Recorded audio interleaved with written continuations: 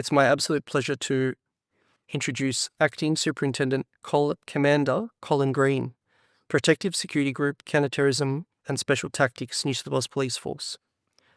Colin joined the New South Wales Police Force in 1989 and has led a variety of roles, commencing work as a Counterterrorism Special Tactics Command in 2026.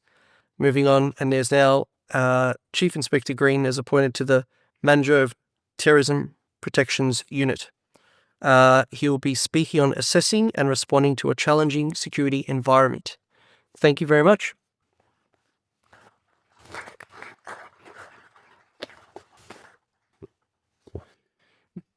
Thank you for the opportunity. Look, I suppose in starting comments, we've had a long-standing relationship with ASIAL and certainly the security industry.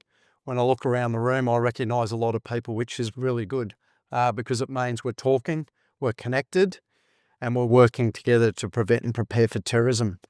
The last 24 hours have been interesting and challenging, and I'm not going to cover off on what Mike Burgess has said in relation to Iran, and I'm not going to talk specifically about what's happening in Victoria with our man that shot 3 police officers, 2 of them killed. That's just not going to be a subject today that we're going to go into. There's still active investigations. What is terrorism? What's the threat of terrorism? Really topical place to start. The definition of terrorism was actually introduced in 2002 in the Criminal Code. There is a long time since then, and certainly the threats have evolved since then. And it's probably at a right time that we need to start looking at that definition of terrorism and what that means. So terrorism is defined as an act or a threat of an act done with the intention of advancing a political, religious or ideological cause with the aim of coercing the government or intimidating the government or the public. The act must cause or intend to cause serious physical harm, death, endangerment or serious damage to property, or create a serious risk to public health and safety. We've seen over the past 5 years the impact of social media. It's not just those planning to do the Twin Towers in the US. It's online. It's individual people, and there's a lot of reasons and a lot of inspiration they get, whether it's religiously or ideology based. We've seen over the last 2 years the proliferation and the ongoing development of artificial intelligence, chatbots, and our young youth sitting in their bedrooms, surfing the internet, getting reached out to, getting put on platforms, and very quickly undertaking acts. And certainly over the last 2 years, we've seen that in New South Wales. And I'll speak specifically for New South Wales. So we've seen, we had Bondi, which was not defined as terrorism, but very quickly we went to St Charles, which was defined as terrorism. Again, young man. Then we went to Newcastle, where we had a young man, again, target a politician, a male politician. Then we came to Sydney University. We had a young man stab a student, an Asian male at the university. Then that went very quickly again to Miranda Westfields, where we had a young man with a couple of very rudimentary IEDs and a knife, set off some IEDs, caused minimal damage or harm to people, but certainly had an intention to conduct an act. That's the challenging environment we sit in at the moment, is the domestic-based terrorism. Our role of police is domestic-based terrorism. We own a lot of that, but also the security industry works with us. We need you to understand the threats. We need you to work with owners, operators in that prevention space. The physical security, the human security, and that technological security works well with us because we're all in the game here to prevent terrorism from occurring. So at the moment, the threat level is probable. We all know where it is. That changed over 12 months ago. I can't see it changing, going down in the near future. And certainly we work to what that threat is. And it is challenging for us because everything we look at, we have threat attached to it. So there is credible intelligence assessed to represent a plausible scenario which indicates an intention and capability to conduct a terrorist attack in Australia. So it's not expected. it's probable that it will occur. We don't know where, but sort of ASIO gives us some guidance on that. So the primary threat in New South Wales and in Australia is ideologically motivated and religiously motivated. We tend to define those in the ideology at this stage as the nationalist racist, which we've seen rise to prominence over the last 2 years. We assess that the nationalists are in an area of building, promoting their cause, and gaining more and more support in the community. And those activities are what we've seen in New South Wales at Australia Day, at North Sydney, where they were displaying in black clothing, trying to promote themselves, and recently in Victoria at 1 o'clock in the morning are promoting themselves. We also have under that ideology specific issue groups, anarchist revolutionaries, anti-Semitism and anti-Islam. And certainly since the conflict with Israel and Palestine, we've seen a large amount of anti-Semitism, and you've seen our investigation in New South Wales, and certainly people were provided the means and the motivation to undertake attacks.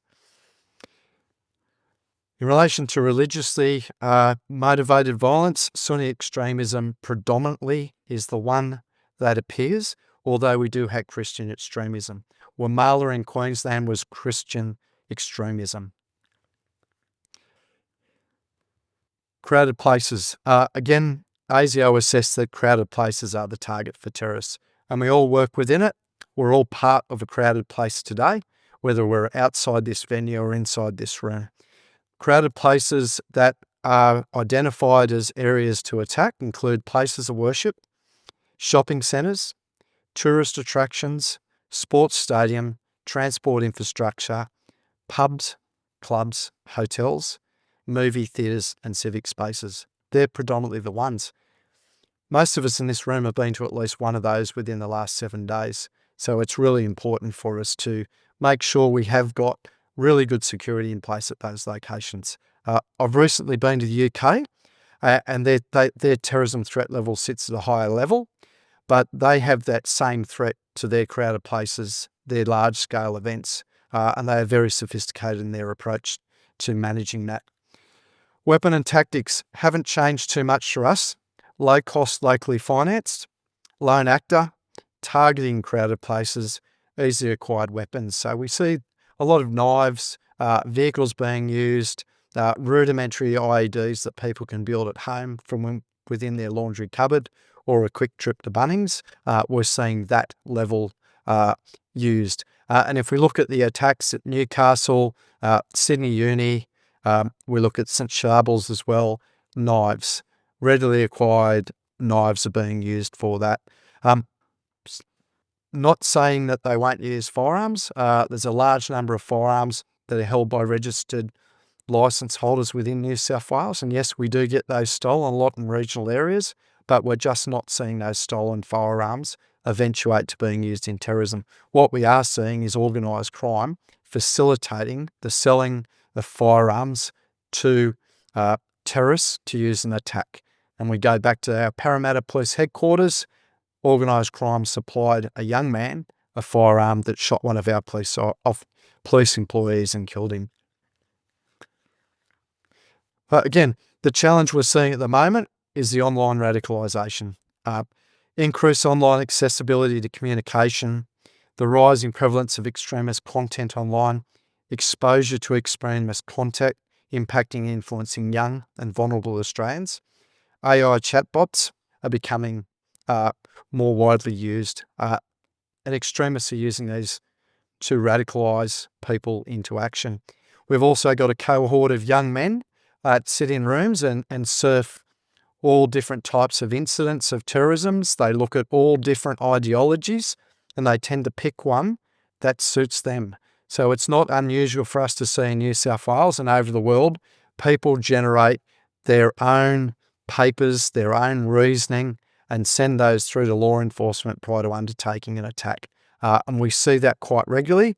An analysis of those, which can be up to 450 pages, it expresses a number of views, a number of ideologies, which becomes challenge for us to determine what is their motivation for undertaking the attack. Youth radicalisation. It is a main concern of the Australian New Zealand Counter-Terrorism Committee, and every jurisdiction has invested a lot of funding in how do we de-radicalise or stop youths becoming radicalised. We work with school programs, we work with all our New South Wales government agencies to ensure a multi-agency approach to identify it, then put in place things to de-radicalise them. And again, the challenge for this has been that's occurring in their bedrooms. It is often that we go and visit these young people and their parents are unaware of what they've been looking at social media, what games they've been playing, and sometimes we have these games that are designed to recruit young people with a terrorism flavour online. So it's a challenge for us. Again, Mike Burgess said in 2024, a resurgence in the number of minors embracing violent extremism. Of the 8 terrorism-related attacks or disruptions that have occurred between April and August 24, the oldest perpetrator was 21 and the youngest was 14, Sydney University. Again, it is a really difficult situation when we have young people in their own homes, in their own rooms, radicalising online. The other thing we've seen arise over the last 2 years is the protest activity. And it's not just protest activity in relation to the current conflict. We've had Ukraine and Russia protests. We've gone into Israel-Palestinian protests and both sides of that. And we've also got a number of other protests we deal with as well. We've got the environmental protests. We had a military conference in Victoria that was heavily targeted by protests in Victoria. So we are seeing more and more people protesting. Again, New South Wales Police respect the rights of people to protest peacefully. There's a process people go through to apply for a permit to protest, and it enables us to engage with those protest groups to ensure it's safe for them and safe for that non-protest community when it occurs.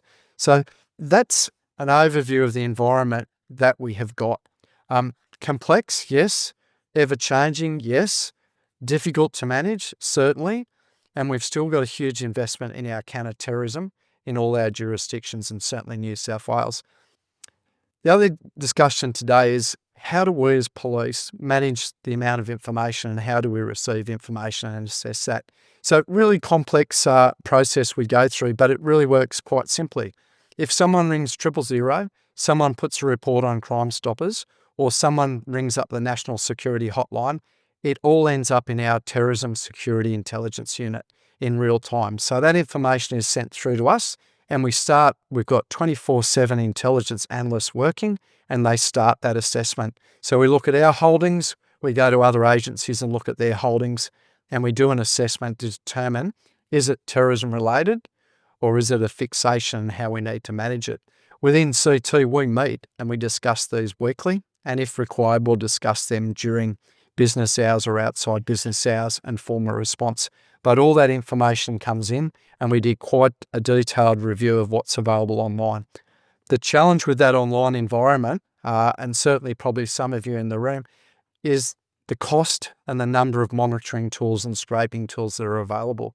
Our costs in law enforcement have increased enormously over the last 3 to 5 years. We used to run just tools looking at Facebook, Instagram, Twitter, etc.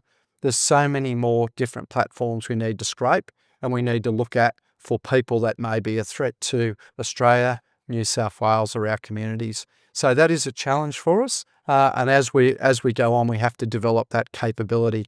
But certainly we rely on industry, universities and the private sector to look at those most effective tools for us and how we can use those to our advantage to determine a response.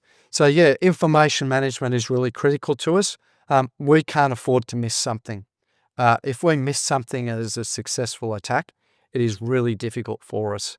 First of all, we might end up at a coroner's court or an inquest or inquiry on what that means. So we have layers of management, layers of structure around that to review these decisions we've made and again, allocate our resources. We don't have all the resources, but certainly we want to make sure we allocate those ones that need that work on. Also, we always monitor those terrorism offenders that are being released from corrective services custody and we manage those in the community just to ensure, again, their rehabilitation, but more importantly, to make sure they're not in a position where they associate with previous terrorists or they become involved in that process again. So there is a lot of complexity within that, but what we do have is a really good network for sharing information with our Five Eyes community, and also within Australia with ASIO, the Australian Federal Police, and all our jurisdictions. We share information in real time. While the incident in Victoria was unfolding yesterday afternoon early, we're sharing information. We're looking at our holdings to provide information to assist Victorian Police. It's how we work together. We are joined, and we do it on purpose to make sure we're across the threats. If you've got any questions, I'm more than happy to answer them. I'll always get the question on Bondi, and we do have the outcome of the inquest will be released in December this year. But certainly for the security industries, there's some key takeaways for that. Role and function of the security force. What does that mean in the tenders that you accept from shopping centres or other crowded places? And it's not just about shopping centres. It's about where you have a guarding force, where you have a control room. What is their role? And we're finding that identify, report, and move people away is a common process. So that guarding force needs to understand that role. We've got a national message, escape, hide, tell. I expect every security guard should know that. And if an incident occurs around them, whether it's a knife, a firearm, an IED, a hostile vehicle, that they should be implementing that. They should be directing play to ensure that people move back, escape from the area. If they can't escape, hide, and they need to report that. So security guards can ring 000 and they can ring them straight away and make that report. So it's really important to us. I went to the UK and I spent some time with MI5, and those that don't know, yes, the National Protective Security Authority are part of MI5, an intelligence agency for the UK. I had the opportunity to go and see their security controllers course, middle of nowhere in the UK, and I sat in the room with 40 security guards. And they were security guards from shopping centres, from infrastructure, from electrical backgrounds, from industry that run control rooms. And we looked at their course, what they run, and how they make that work and make that common sense so we can A, get situational awareness, B, quickly report that to police, and C, what messaging they can provide to people within their shopping centres or crowded places. So a unique course, something in the UK which is £3,500 to attend, and there's a security manager's one-day course which is £750 to attend. They are really good courses. So if you are from an international company with representatives over in the UK, anyone can apply. You in this room can apply to do it if you've got the money to travel to the UK and do those courses. But what's very clear to us is control rooms, the best way they work with 3 operators, and we can clearly define what those roles are and what we need people to do. But in Australia, we're used not working with the best, so we can bring that back and give a control room, one person roles what they need to do. And we focus on saving lives and preventing more victims. So our Crowded Places forums in New South Wales contain that content. And next year I'll work with Aziel and Brian, and we'll have a forum where we'll bring in security supervisors, security managers, and we'll go through that content with you. It's highly relevant, and I suspect what's already been raised within the Bondi inquest will talk about the role and function of security in gaining situational awareness, responding to, and how they can minimise potential injury and death. So if you're not a member of our New South Wales Police Force Shield, look it up on Google. It'll come through with a QR. As long as you don't have a Gmail or Hotmail address, you can register and we'll advertise those things for you. But it's us working with you. So if you're an installer of equipment, we want you to install it correctly. It's got to be fit to the operational requirements of the business, and it's got to take into account all threats, not just terrorism, other threats as well. If you're leasing equipment, we want to make sure it's the right equipment for where it's going to be used on that time, whether it's hostile vehicle or whether it's portable CCTV or PA systems. We want to make sure that's right. If you've got guards, we want them to be match fit. We know the courses they do. We know where they can get their licenses around Australia, and it varies. But if you're employing a guard, we want them to understand these priority roles. Escape hide tells one of them, white level inspection and hot alerts is the second, and we want them to know what to do when an attack occurs. It's difficult. We deal with it every day of the week as police, and it's difficult to get that situational awareness, compose yourself, make those decisions that are critical at the time. Thank you. Any questions? That's simple for me, isn't it? Yep, go for it. I guess just because okay, but I'd like to do it so accent the technical work and okay, also feel say the show they pretty new video. My observations are this. The security industry in New South Wales is highly regulated.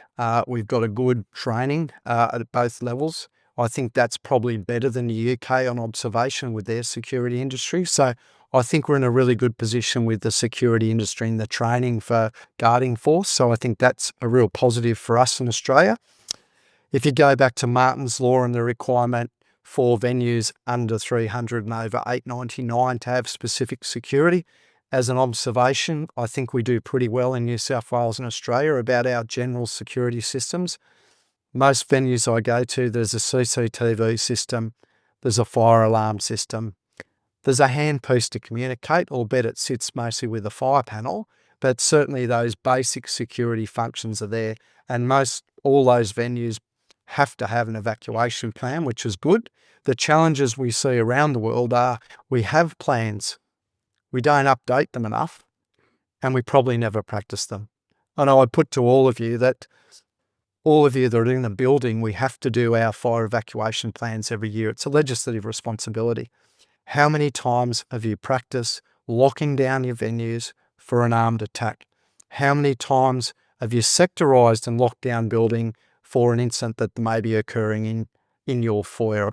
A mentally ill person, a terrorist in the foyer with a knife, how many times do we practice that? And that's what we go back to. Having plans is really good. We need to practice, we need to socialise those. Then that comes back to our guarding forces. Our guarding forces need to have scenarios to think about. Our old police training, and I see a few old police in the room and ex-members, we call this thing called 6-minute intensive training. They were short scenarios we would read out to our staff at the start of the shift to test their legislation, what they would do, how would they do that. So things like that can be implemented for a guarding force by a supervisor to propose situations so the first time they don't see it is when it's occurring, because it is difficult. So what do you do in an armed attack? What do you do if you found a box on the ground that doesn't look like it should be there? Go through the process of that hot alert, go through the back capture of CCTV, practice those things because they're really relevant to us, right? So armed attack, IED, hostile vehicle, probably top 3 that concerns us. Far as technologies, I think we're in a pretty good position these days with technologies. We've got multinational security companies. We see really good advances in Australia, the AI CCTV systems, the upgrading of those. I think the challenge has been now that existing cameras can now be used for facial recognition. The challenge still exists with data sets for that. Unless you own the data set, you're only putting a small amount of data in those systems. So yeah, AI systems can work, but again, it's got to be that operational requirement. Scanning technologies are advancing. We see different systems where we don't have to rely on going through the front door of a premises. We can scan out wide, which is really important to us, and scanning can be done quite quicker. So I think technology is helping us. AI is certainly a tool that we use in policing. We've got an AI tool we use, and we encourage all our police, and it sits on our system to use. Certainly for security, an AI tool is a really good method to scrape and find out what's out there on the open market. So we would encourage, and we always support the security industry and managers to get the budget to spend. We'll come and we talk. We want you to spend money. We want you to be used by a company to put systems in place, but what we want is systems that work and systems that are suited to those business needs. And that's where we'll always focus on. Make sure that it suits the operational requirement and make sure it sort of can identify people and we can take action. So that's our challenges with technology. Look, the UK sit in a different threat level, and because they sit in a different threat level and they've had so many large-scale terrorism attacks, they've invested heavily. They've got 2 big lots of hostile vehicle equipment stationed at 2 different locations in the UK. They've got consultants that are employed by them to go out and assess sites, and they've got a contractor that comes in and puts it in site and signs it off. So that is a great thing, but we're a large country and it's a big cost. So we rely on you to determine what hostile vehicle looks like. And overinvestment in hostile vehicle, we've still got armed attack and we've still got IEDs we need to manage as well. Final questions or none? Up for time? Yes, my name is Shami from Department of Industry, Science and Resources. You touched a little bit on AI. Just wanted to get a bit more context around the opportunities and the challenges that you see with AI in regards to counterterrorism and particularly around safeguarding or public trust, building that public trust in, what is AI? What's not the deep fake that we spoke about? How are you dealing with that, with some of those challenges? Yeah, certainly. I think probably 12 months ago, I ran a Shield forum and we discussed an AI-generated threat and how do we respond to that. AI-generated threats tend to get going quite quickly, but we can get on top of it quite quickly as well. Because when we rely back on how many people have rang 000, what's online, is it the right venue, we can throw different things to determine if it's a weapon or not on that. And we go back to what our arrangements are in terrorism or policing. We've got eyes on the ground. We've got 18,000 members, 15,000 of those are at work, but we have police can get to most locations within 5 minutes. So if it is an AI-generated threat, within 5 minutes, we'll be at a location and we can confirm what it is and what it isn't. So we do rely on back to old traditional skills that we've got and traditional systems to look at that. I think the challenge for AI, and that's probably something that I've got a limited knowledge on, but the fast tracking, what we're seeing done every day of the week, friend or foe is the issue, and how we use that, how our adversaries can use it against us, and how we can use it to track and identify our adversaries. So it's a bit of a balance at the moment. I know having university-age kids, children, young people, young men and women, I think it's a challenge for them as well, but it's also an advantage. And how does academia deal with students that are doing assignments online, then de-identifying it so they don't get caught by the sophistication of AI tools in uni? So friend or foe, challenge for us, and we just have to look to the future and look to the government, and we rely on academia and the experts in that industry to provide us that advice. We might finish there if there's no other questions. Thank you.